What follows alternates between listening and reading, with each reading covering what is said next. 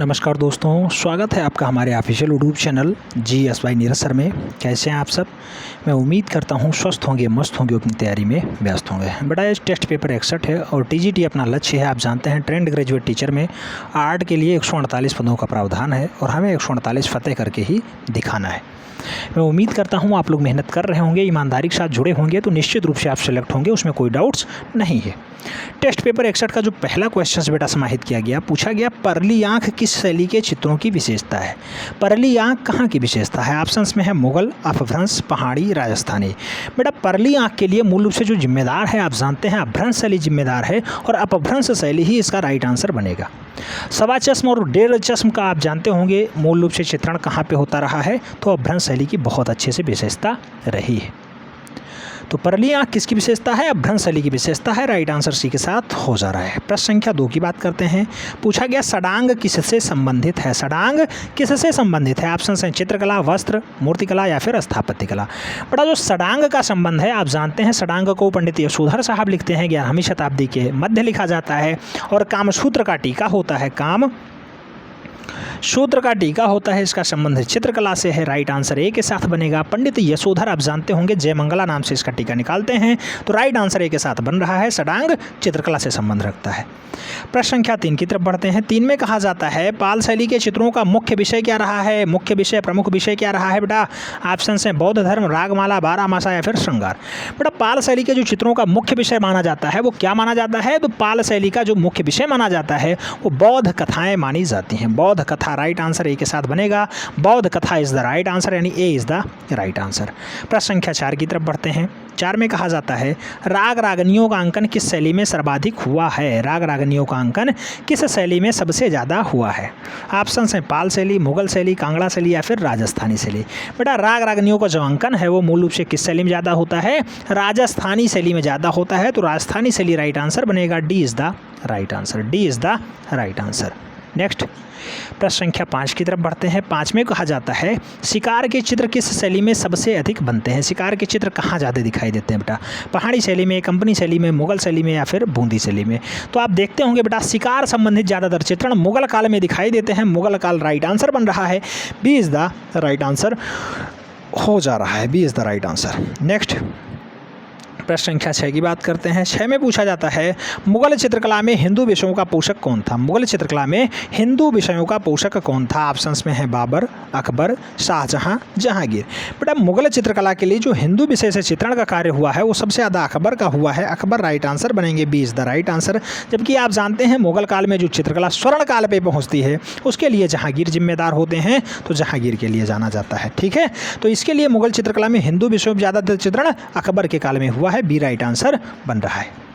प्रश्न संख्या 7 की बात करते हैं। पूछा गया आरंभिक ग्रंथ चित्र किस पे बने? बेटा आरंभिक काल में जो ग्रंथ चित्र बनते हैं वो किस पे बनते हैं? ताड़पत्र पे, कागज पे, चर्म पे या फिर वस्त्र पे? आप जानते हैं आरंभिक काल में मूल रूप से जो चित्रण का कार्य होता है वो ताड़पत्रों पे होता है, क्योंकि कागज की खोज 15वीं शताब्दी के आसपास होती है और उससे पहले जो है ताड़पत्र पे ही ज़्यादातर चित्रण का कार्य हुआ है। तो राइट आंसर ए के साथ बनेगा। ताड़पत्र इज द राइट आंसर। प्रश्न संख्या 8 की बात करते हैं। 8 में पूछा गया अजंता की चित्रकला किस चित्रकला का उदाहरण है बेटा? तो अजंता की चित्रकला कौन सी चित्रकला का उदाहरण माना जाता है? म्यूरल का, तैल का, फ्रेस्को का या फिर ग्राफिक का? तो बेटा आप जानते हैं कि अजंता की चित्रकला में मूल रूप से फ्रेस्को तकनीकी का प्रयोग खूब अच्छे से हुआ है, तो चाहे फ्रेस्को ऑप्शंस में रहे या फिर म्यूरल रहे। सॉरी म्यूरल नहीं होगा, फ्रेस्को के साथ टेम्परा बनता है बेटा। टेम्परा, टेम्परा याद रखना है, म्यूरल तो ऑप्शंस में ही है। तो फ्रेस्को या फिर टेम्परा तकनीकी मूल रूप से सबसे बढ़िया से अजंता में चित्रकारी की गई है। तो राइट आंसर फ्रेस्को या फिर टेम्परा बना है। कई जगह टेम्परा रहा है, कई जगह जो है फ्रेस्को रहा है। दोनों में से कोई एक ही ऑप्शंस में रहेगा, याद रखना होगा। प्रश्न संख्या 9 की तरफ बढ़ते हैं। 9 में पूछा जाता है मिर्जापुर किन चित्रों का कला केंद्र है? बेटा मिर्जापुर कौन से चित्रों का कला केंद्र माना जाता है? ऑप्शंस में है प्रागैतिहासिक काल के, अवधी काल के, मुगल काल के या फिर राजस्थानी चित्रकला के लिए? तो मुगल चित्रकला मूल रूप से किस काल की है? सॉरी मिर्जापुर चित्रों का केंद्र कौन सा रहा है? तो मिर्जापुर जो है आप जानते हैं प्रागैतिहासिक काल का बढ़िया उदाहरण माना जाता है, तो प्रागैतिहासिक काल राइट आंसर बनेगा। प्रागैतिहासिक काल इज द राइट आंसर, यानी ए इज द राइट आंसर। प्रश्न संख्या 10 की तरफ बढ़ते हैं। 10 में पूछा जाता है प्रागैतिहासिक चित्रों में किसका महत्व है? किसका महत्व है बेटा? रेखा का, रेखा रंग का या फिर प्रकृति का? तो प्रागैतिहासिक चित्रों में महत्व किसका दिखाई देता है? तो महत्व बेटा सदैव रेखा का होगा। प्रागैतिहासिक काल के चित्रों में रेखाओं की बहुत ज़्यादा महत्ताएं रही हैं, तो ए राइट आंसर हो जा रहा है। प्रश्न संख्या 11 की तरफ बढ़ते हैं। 11 में पूछा गया है अपने पिंक पीरियड के लिए कौन प्रसिद्ध है। बेटा पिंक पीरियड के लिए कौन जिम्मेदार है। ऑप्शन है गैगन, सेजन, वैन गोथ या फिर पिकासो। पिंक पीरियड के लिए जो जिम्मेदार कलाकार हैं उन्हें हम लोग पिकासो के नाम से जानते हैं। पिकासो आप जानते हो बेटा नीलों की जगह गुलाबी रंगों में ज़्यादातर काम किया है पिकासो ने। 1905 ईस्वी में मूल रूप से इन्होंने ज़्यादातर चित्रकारी का काम किया है। तो 1905 पाब्लो पिकासो पिंक पीरियड के लिए जाने जाते हैं। डी राइट आंसर हो जा रहा है। प्रश्न संख्या 12 की तरफ बढ़ते हैं। 12 में पूछा गया अमृता शेरगिल की माँ थी। अमृता शेरगिल की माँ क्या थी बेटा। अमेरिकी थी, हंगरियन थी, भारतीय थी या फिर अंग्रेज थी। अमृता शेरगिल की माता जी का आप जानते हैं संबंध किससे रहा है। हंगरी से रहा है, यानी बुडापेस्ट से रहा है। तो मूल रूप से हंगरियन रही हैं। उनकी पिता आप जानते हैं भारतीय सरदार होते हैं। 1913 में हंगरी में अमृता का जन्म भी होता है। तो मूल रूप से हंगरियन रही हैं। राइट आंसर सी के साथ बन रहा है। प्रश्न संख्या 13 की तरफ बढ़ते हैं। 13 में पूछा गया राम किंकर बैज का सबसे प्रसिद्ध कार्य कौन सा है बेटा। राम किंकर बैज ने सबसे बढ़िया क्या बनाया। न्यूड फ्रेम बनाया, संथाल परिवार बनाया, पहाड़ी परिवार बनाया या फिर राजस्थानी परिवार बनाया। तो बेटा राम किंकर बैज फेमस किसके लिए होते हैं। संथाल परिवार के लिए होते हैं। तो संथाल परिवार राइट आंसर बनेगा। सी इज द राइट आंसर। प्रश्न संख्या 14 की तरफ बढ़ते हैं। 14 में पूछा जाता है through the eyes of a artist या through the eyes of a artist film किसने बनाया है बेटा। रामचंद्रन ने बनाया, आई.एस. जौहर ने बनाया, मकबूल फिदा हुसैन ने बनाया या फिर ज्योति भट्ट ने बनाया। Through the eyes of an artist, through the eyes of an artist मूल रूप से किसने बनाया है। तो मकबूल फिदा हुसैन की फिल्म है। राइट आंसर बी के साथ बन रहा है। Maqbool Fida Husain is the right answer. B is the right answer.